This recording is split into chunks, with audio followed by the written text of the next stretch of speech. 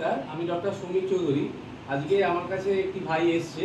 সেই ভাইটি hyper thyroidism হয়েছে। হাইপার থাইরয়েডিজম মানে যেখানে থাইরয়েড হরমোন এক্সেস সিক্রেশনের ফলে গয়টার টাইপের রোগ হয়েছে, এটা হাইপার থাইরয়েডিজম। এবার এর কি समस्या ছিল, क्या तकलीफ है आपका, बोलिए प्रॉब्लम क्या है? वेट लॉस हो रहा है, মানে ওজন কমে যাচ্ছে খুব তাড়াতাড়ি। कितना दिन से वेट लॉस हो रहा है? 2 महीने, প্রায় 2 মাস ধরে ওয়েট লস হচ্ছে। আর কে तकलीफ है বলুন? আপনার চোখের তলায় একটা পাফিনেস একটা আসছে এরকম একটা, এবং তার সঙ্গে এক্সোথ্যালমাস হয়ে আছে।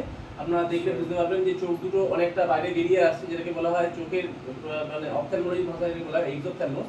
সেই এক্সোথ্যালমাসটা হয়েছে, এভাবে রিকারেন্ট হয়েছে। একে টেস্ট করিয়েছিল, এরা সেলফ টেস্ট করিয়েছেন।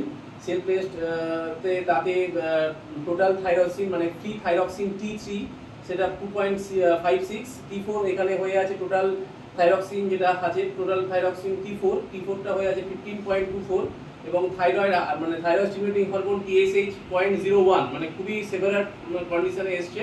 তো এক্ষেত্রে আমরা অ্যান্টি, যেহেতু থাইরয়েড এখানে থাইরয়েডের ফ্রি থাইরক্সিন T3 এবং T4 যথেষ্ট বেশি, তার মানে এটা হাইপার থাইরয়েডিজমের কেস।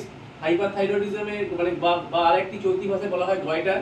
তো এই ক্ষেত্রে আমরা অ্যান্টি থাইরয়েড ওষুধ দিয়েছি, হ্যাঁ, এবং মাসেল উইকনেসের জন্য এখানে ভিটামিন D3 এবং ক্যালসিয়ামের সাপোর্ট দিয়েছি। এই ওষুধগুলো আমরা 3 সপ্তাহ বা 3 সপ্তাহ আমরা রেগুলার রাখছি।